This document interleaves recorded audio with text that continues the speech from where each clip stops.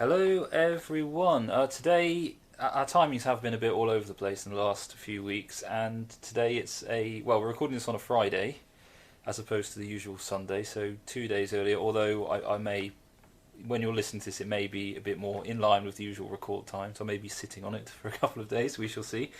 But as per usual, I'm joined here with Mr. Toby Hopkins.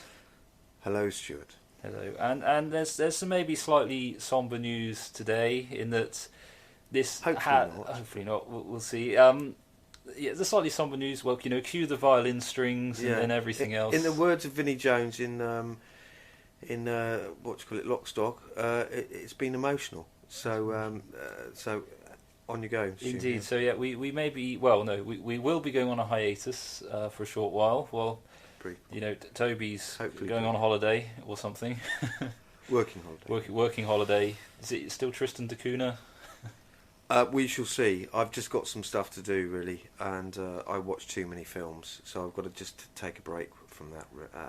That's the basic premise of that. Indeed. Okay, so I think we're going to hopefully get back to the half an hour segment today. So should we get into the old? A few updates from last time, actually, rather than going into the news. Do you want to start us off on? I've got Logan's Run noted. Yeah, I was just going to say that. Yes, I forgot to I forgot to remember. Is that a phrase? I forgot to remember the name of a film that I was trying to think of last week about a futuristic film where people all die at 30, and that film is Logan's Run, with starring the quite gorgeous Jenny Agutter and also.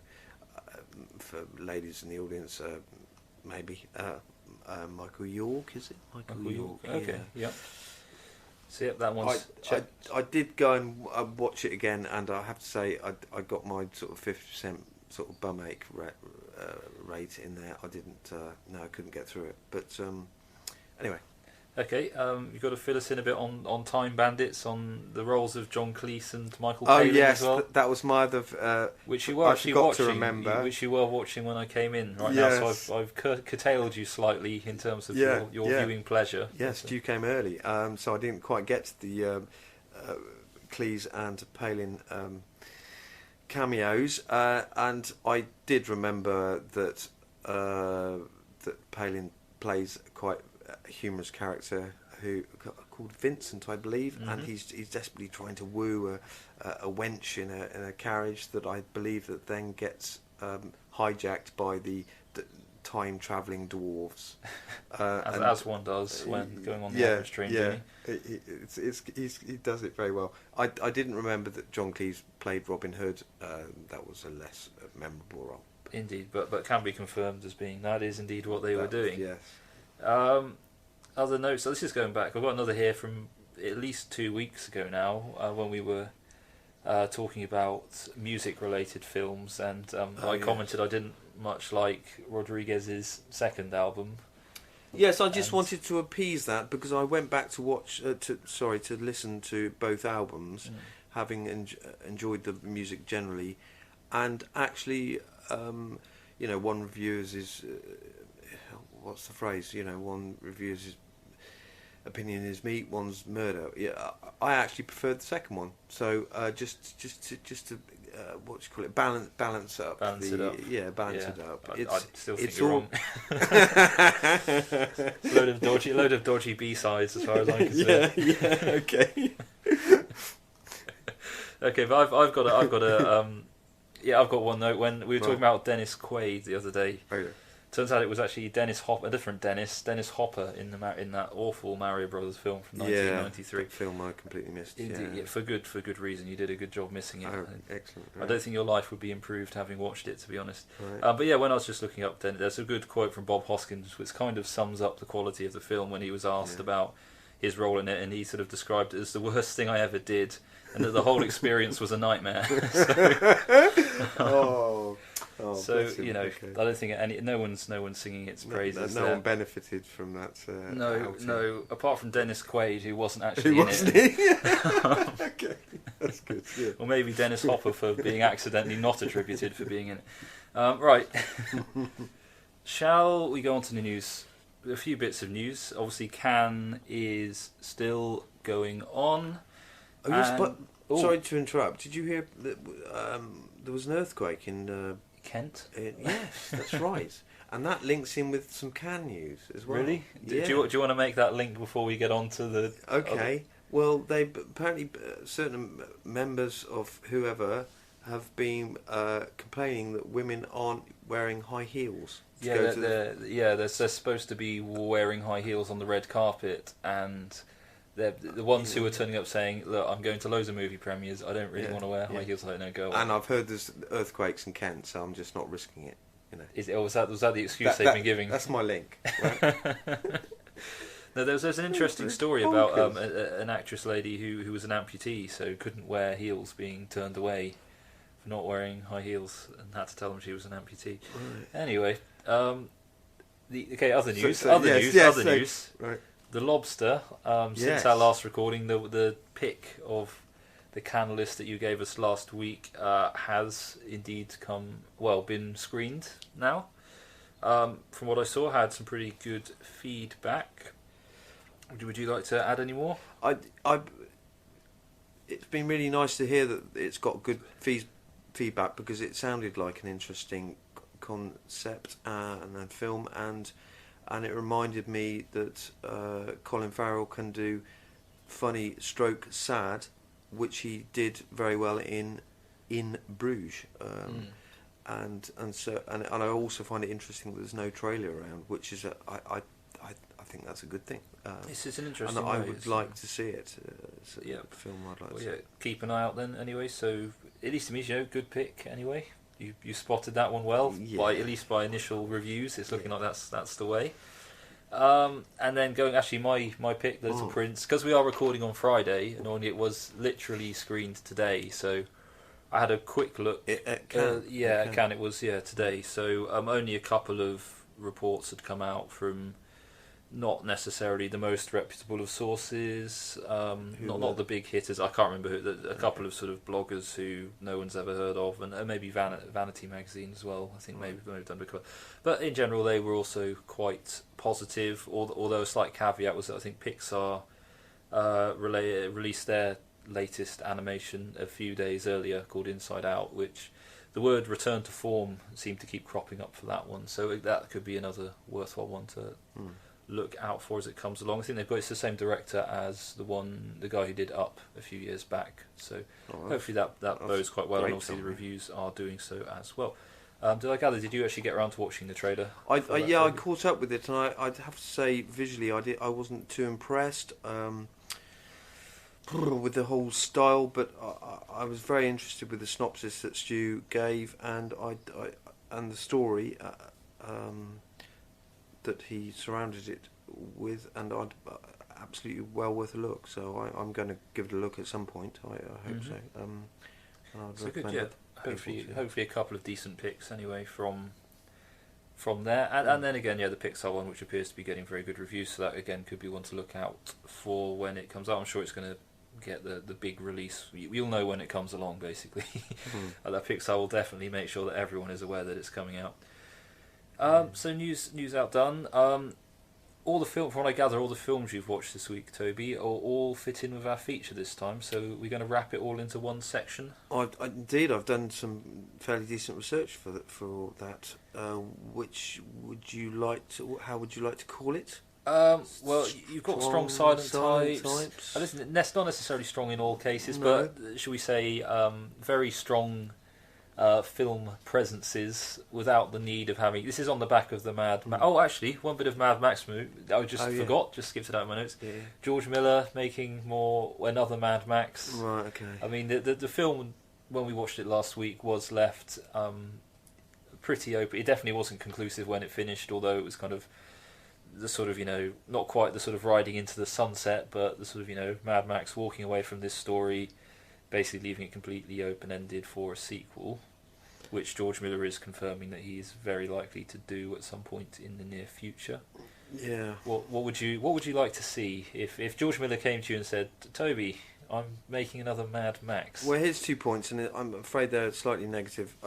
I did ask you a couple of days ago, I couldn't actually remember what happened at the end of Fury Road. Not because I was, drunk or asleep, but I just couldn't. I wasn't really interested. I also saw that it came on the internet quite recently, and I thought, "What shall I watch it again?" And I thought, I can't be bothered.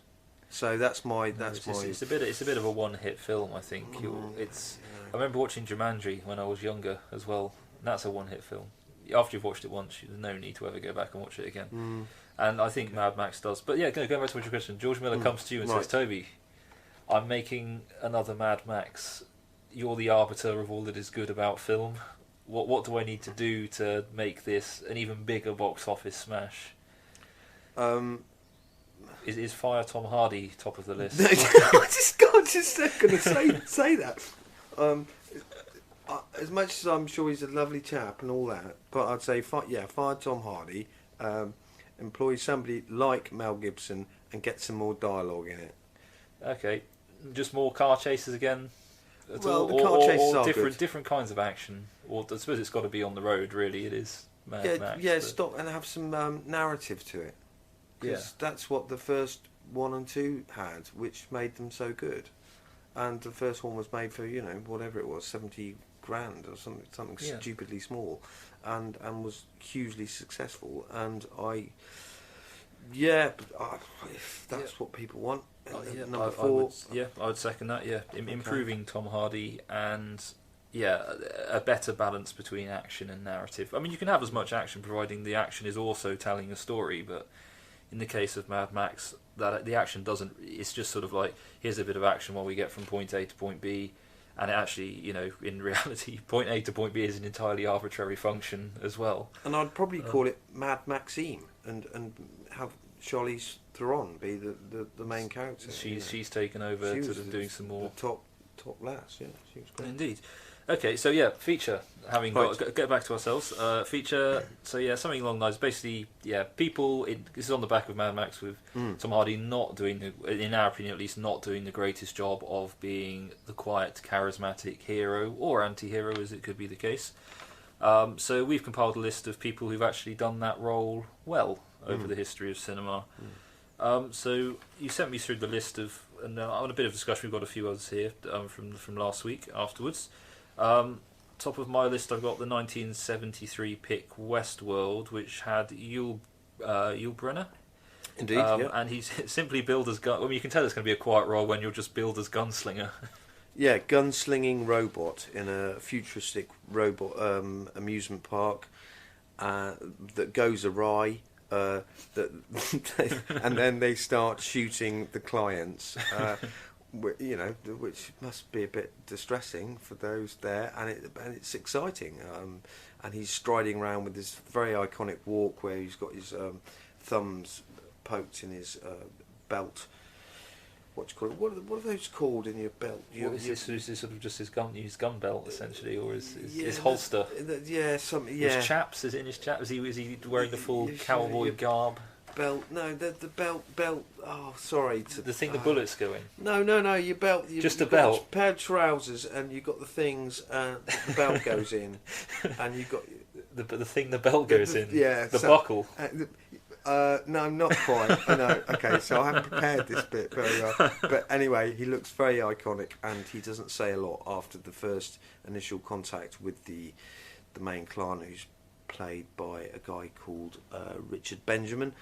And then he comes back to life and starts striding around and running around and trying to kill this would-be gunslinger in this amusement park. And all the robots go mad. They go mad in Roman world and medieval world. So it all goes to hell, really.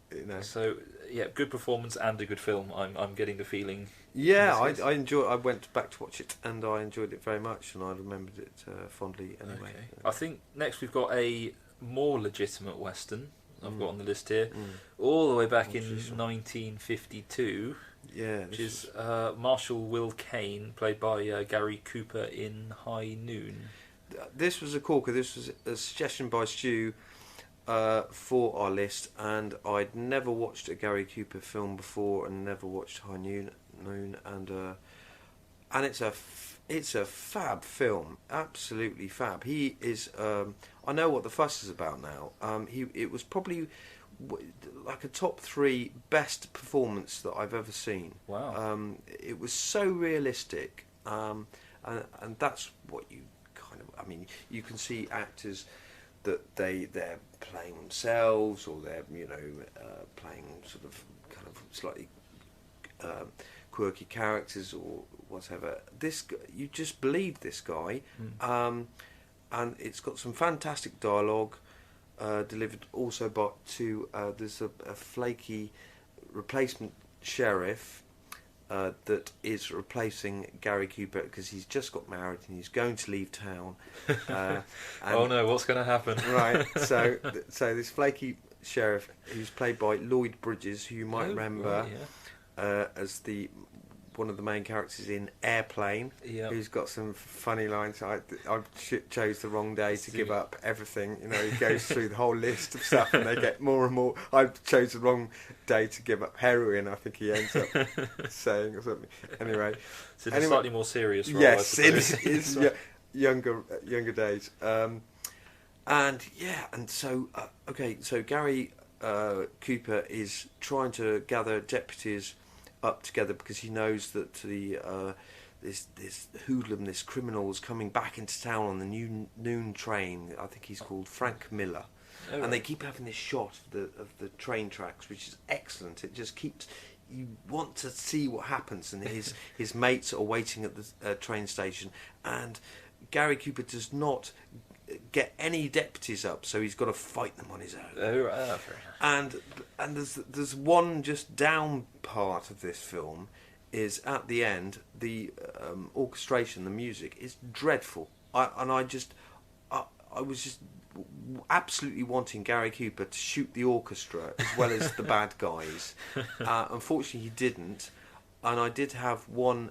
I went back to watch it, turned the sound down, and thought, well, I can do better. Even though I'm rubbish at music, I can do a better job at doing the music. I didn't. It was rubbish. I thought Stu probably could because he's a bit more technical than me.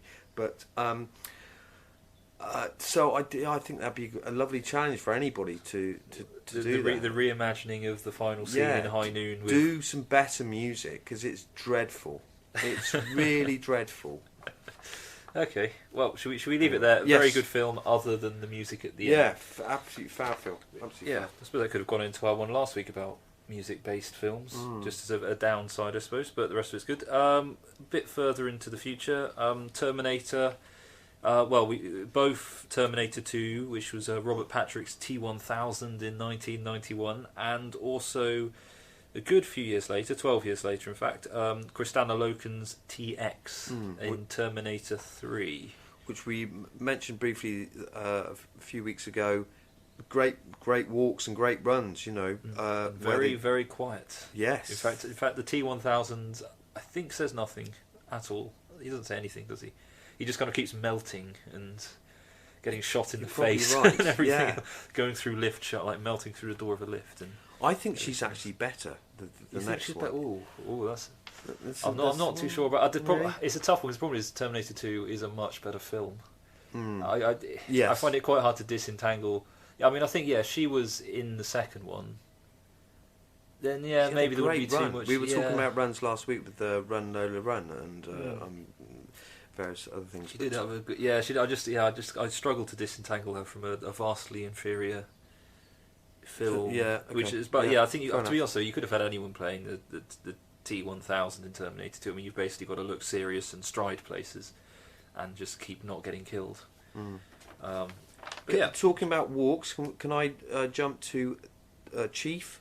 We talking of One Flew Over the Cuckoo's Nest? Yes, which again we mentioned before, but he's got this great sort of upright stance walk. It's very, very rigid. It's played by Will Sampson, was the actor. It wasn't in much else after. No, he died quite young actually, which was a shame. And in fact, anyway, that's another sort of very noticeable, very physical performance. I mean, he sort of did the sort of kind of awkward standing around. Well, especially like the scene where they're playing basketball, and he's just kind of striding up and down the basketball court. And he's got a lovely line which I haven't mentioned before, which was quite moving, where he says to Jack Nicholson character McMurphy, "You're bigger than me," and he's about a foot taller, and I just love that line, and I watched this film again last week. And the end kills me. Not kills me. It just does me in. It's it's been emotional. Yeah, it is. It's a very, very powerful ending. It's obviously not give away, but it's I suppose not the biggest twist in the world. It's one that you see could be coming, but even when it does happen, it's not about the fact the twist is a surprise. It's more the reality of what the twist is, shall we say. Should we go a bit lighter-hearted now? Yeah, shall we? Please. Peter Mayhew's character in the Star Wars franchise. Good. So we're going 1977 onwards. I think he's in this case it's Chewbacca, who he's played I think in every iteration. Yeah. And before you mentioned actually, when I had a look on IMDb just to get the dates right and to check if he had indeed played Chewbacca in like episode 1, 2, and 3 and so forth. Basically, had a look at his acting credits, and I mean they're basically all as Chewbacca. Him just kind of making novelty appearances in kind of other prime time American shows as Chewbacca. And there's a brilliant photo of him like just as the actor, and he's wearing this absolutely hideous Chewbacca T-shirt. It's like a man who will never disentangle himself from the role of Chewbacca, and he's not prepared to either.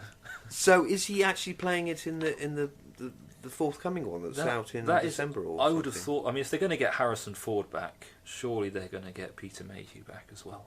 Okay, I mean, I didn't check. I literally just looked down the list and I just saw Chewbacca listed so many times. I thought, it definitely wasn't the first 3 originals.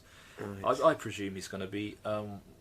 Feel free to check it yourselves on IMDb. But it said it's also worth looking at IMDb. It's quite a funny photo. You know, he's a man who is very happy to absorb himself in the fact that he is Chewbacca. He doesn't, no effort to distance himself as a serious actor away from that role. He's just a bloke that makes the funny noises in the giant. I was just going to say, this quick question: do you think does he do the actual voice, the sound? That's a good question. That's a good question. We'll have to check that one out. To be honest, I didn't go as far as to checking if there was a different entry for voice. They probably just acting. reuse it. They probably just recorded it once and just reuse it. Actually, well, I mean, Darth Vader. I don't know if that's voiced and acted. I think at least initially they were intending on voicing and acting it differently. But anyway, okay. Another light-hearted one. Yeah, go on. Seeing as we're slowly getting through the time anyway, is I say Wallace and Gromit, as we've mentioned previously. Which actually is, again, going back to IMDb, I was having a look for the dates, and The Grand Day Out was the first one they released in 1989, and it's quite funny looking, especially in the early ones.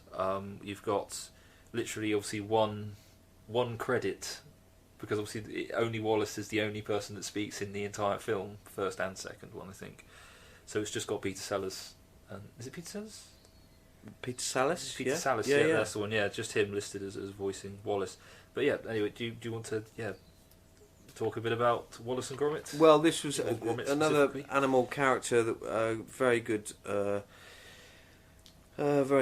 choice suggested by Stu, and I went back to watch the Wrong Trousers, and goodness me, how I enjoyed it. The end scene, they're lovely, kind of generally about half-hour films, and the end scene is one of my favourites, where Gromit is laying track in front of the train to try and catch up with this demonic penguin. Wearing a rubber glove on his head. It's just fabulous. And the end thing where he crashes into the cupboard, I just love it. I just think it's I'm so envious of somebody with that much talent, Nick Park, and that much patience to do what they do and what he does. That's it. I mean, Aardman Animation at that time would have been a relatively small studio, so it would have been probably not much more than a handful of modelists kind of there, sort of one click of the camera, tiny little movement, another click, and so forth. And I think also just in terms of the kind of quiet characters with good presence, as well as Gromit, especially in the first two, with the penguin and the funny thing on the moon as well. They're, again, two brilliant silent characters. It goes a little awry a bit later in A Close Shave, where there's the kind of the dog type character who's a bit too typecast. It's just like a sort of thug-like dog, rather than a kind of comedy penguin that wears a rubber glove on his head or a funny machine on the moon. And the hapless Wallace, Yeah. who just ends up wanting to eat cheese, Yeah, he's just he's basically He's the only character yeah, talking. It's great. It's just someone talking, just kind of in his own little world with this kind of whole sort of silent comedy evolving around him. Basically, and it's a lovely. When I rewatched the film, what I liked about it was when he was in trouble, he's calling out for Gromit. I love that, Gromit. Because he's been taken away in his techno trousers. Yeah, just wait. Yeah, fantastic. Okay, Fab film. back to westerns for the next entry. It's although apparently he does. Well, I suppose we've got. Well, we can go Clint Eastwood. Yeah. We can do the Dollars trilogy, Good, the Bad, and the Ugly, for a few dollars more, etc. A Fistful of Dollars for a few dollars more. Man with No Name. The Man with No Name, generally. the classic. He also did Pale Rider in 1985, which he does do a bit more talking on. But I think you kind of wanted to generally talk about this one rather than, I guess everyone knows the Dollars trilogy so well, other than just saying you should definitely watch it. This was a little kind of left field in relation to the Clint Western back catalogue. Yeah, The Good, the Bad, and the Ugly is one of my one of my favourite films. But I did want to go back to watch The Pale Rider because I remembered it as being that he doesn't talk, and actually he does quite a lot, and it's a great film. It was quite similar to High Noon, and so I think he might have been trying to emulate High Noon actually. Okay. You were right, Stu was right when he mentioned that he was a preacher, which I hadn't also remembered. This was about 25 years ago when I watched it. And a great film. There's also an actor who's in this film, which relates to links to previous weeks. Okay. Richard Keel. Richard of Jaws. Well, again, another one that fits very nicely in the billing for that Moonraker and The Spy Who Loved Me, wasn't it? 77 and 79. Yeah, and so a very minor trivia question, which I read up on. What height was he? How tall is Richard Keel? Yes, yeah. Okay. He died last year. Okay, I and reckon... this is from his autobiography, so this is from his own mouth, because it's taken, it's said differently. Okay, he's going to be around 7 foot, I'd have thought. Pretty close. I'll give you within an inch. Yeah, within an inch. 7'2". That'll do for me. 7'1.5". 7'1.5". That was a very good guess. After and so he, many he weeks, used to so many say weeks. 7'2" because he said he remembered it. Yeah, he rounded it off. Yeah, well, I'm glad I've got one right because That's pretty brilliant. much every week we've broadcasted, you've asked me questions that I pretty much got wrong. And the only one I did get right previously we didn't record, which was it was the one to do with the amount of baseball bat swings in The Shining. Oh God, yeah. Should we just do that? You can ask the question. We'll leave it open ended because I said we did it previously. Okay, is it Shelley Duvall? I think so. Yeah. Yeah. In The Shining, directed by Stanley Kubrick, he was a little bit mercenary to get her to be to feel so troubled by the whole situation. To get the emotional response, shall we say? Yeah, by Jack Nicholson starting to go a bit mental, and they did a record amount of takes with her swinging a baseball bat at him when he was attacking her up a stairway. So the number is if we come back from our height, yeah, I did. Yeah, I did. And you said within 10, and I had a number in my head, and I was about 6 out. So it was because I do remember having read it somewhere before, quite a while ago. But yeah, we'll leave it open ended. You can look it up, or if we do come back from a hiatus at some point in the future, we'll try and remember to give you the answer then. Yeah, whenever that may be. No wonder she was so wound up when Jack Nicholson finally crashed through the bathroom door with an axe. Yeah. It worked. It's a big number, the amount of seats. It's a very big number, the amount of takes. Okay, so we're probably into the last minute or two, so should we quickly just mention these? I actually, when I saw this, which was the film Drive in 2011, starring Ryan Gosling, when I saw it, I thought that guy did quite a bit of talking. I didn't go back and watch it, so I didn't confirm whether that was the case, but you have watched it recently. Yeah, I did yesterday, and no, he doesn't, and out of anybody playing the silent, strong, ultimately violent type, he does it as good as anyone. I was really impressed, although the version I watched was kind of quiet, so I kind of struggled to follow the story actually. But he's a good film, very good film as well, I have to say. Okay, I've got one. Do you want to finish on the piano, Toby, or do you want to do the piano now? Yes, yeah. Because this is one I mentioned to you the other week, wasn't it? Well, Which did it turn out you hadn't watched it? No, I hadn't. It's a good old classic, that one. It came out in '93. I was going out with a pretty nice lass at the time, who was very musical and went to see the film. Must have got the sheet music, or maybe even picked up by ear because she was that good, and constantly played the theme music. So I have this theme music in my head, and I have a particular memory of I was sitting on the windowsill on the second story flat, and she was playing away, and then she started to have a real go at me as girls can do, and I'm afraid I was just compelled to jump out the window. I don't mean head first, but I just wanted to go and see a friend or something else, which is what I did. And so I associate that music totally with having to get away. And for the first time, I went to watch the film, and she was going on about how sexy Harvey Keitel was. Right, I went to watch this film for the first time 22 years later. Harvey Keitel is a pervert. So he's a complete arse. So oh well, I'm glad you agree, because I just thought, well, no wonder I jumped out the window. Well, I mean, the story is basically it was a perfect move, frankly. Yeah, I mean, the story is essentially that basically Harvey Keitel. I mean, I don't know if he's quite bought her, but essentially she shipped over to him. It's dreadful. I couldn't. I just got fed up with seeing his bum. I got about halfway through it, and I thought, I've had enough of this. Okay, but anyway, actually, go back. Holly. Move on from the anecdote. Holly Hunter, right? She played Ada McGrath. In terms of the theme, she's lovely. Yeah. In terms of the theme of charismatic side, because obviously in this case she's not actually a mute, but she's chosen to not speak. That's essentially. also.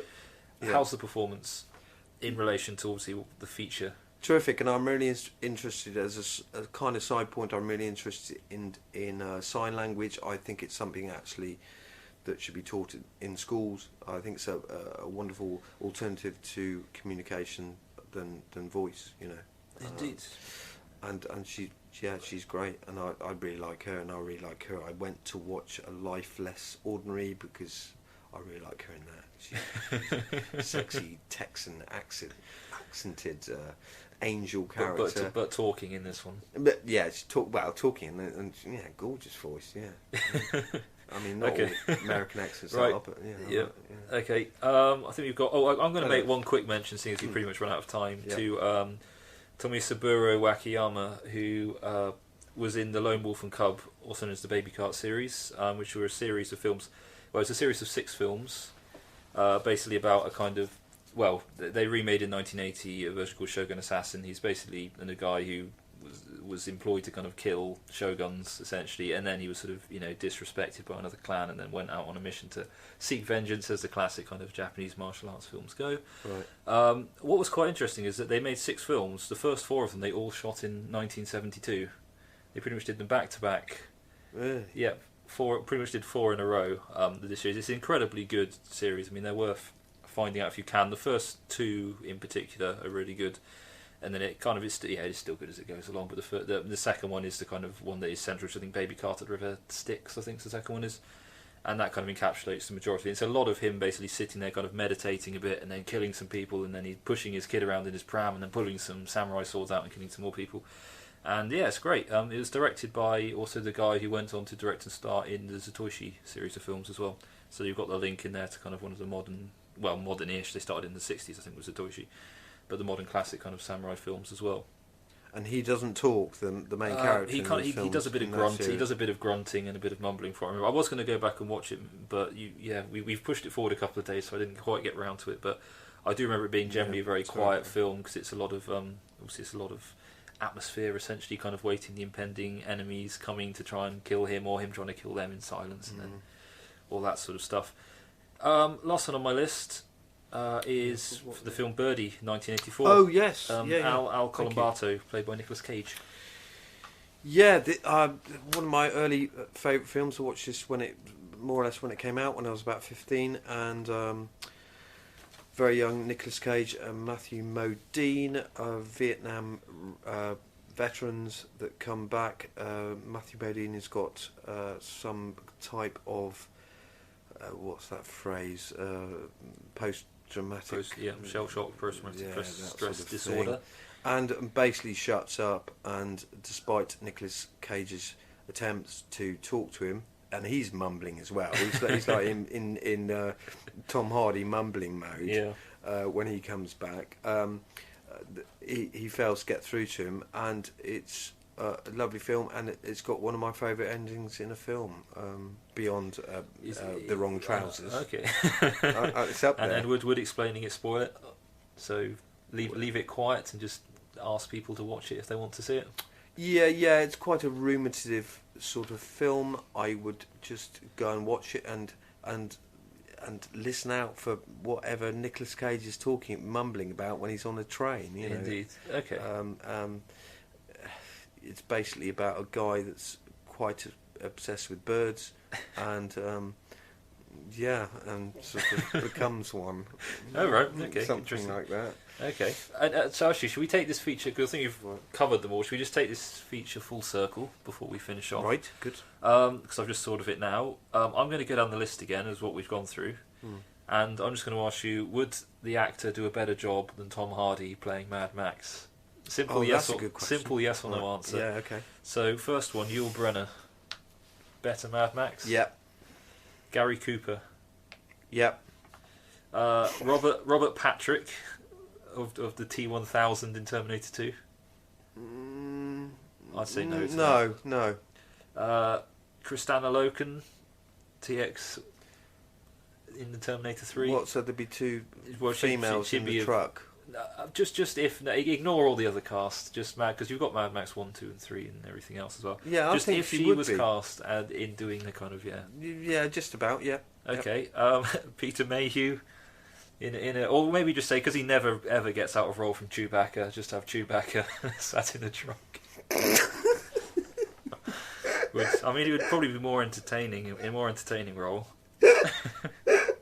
I'm not sure how to answer that one. I'm not sure. What, would he still be in his Chewbacca costume? Yeah, he'd just be making his kind of sounds. That was quite a good impression. Okay. Yeah, that'd be more. Yeah, more charismatic. That'll do. Yeah. Gromit from Wallace and Gromit. Yes. Straight away. He'd be brilliant. That'd be brilliant. Mad Gromit. That'd be fantastic. Okay. Will Sampson, Chief from One Flew Over the Cuckoo's Nest. Yes. Clint Eastwood. Oh, absolutely. Yeah. Ryan Gosling. Yes, just about. Yeah.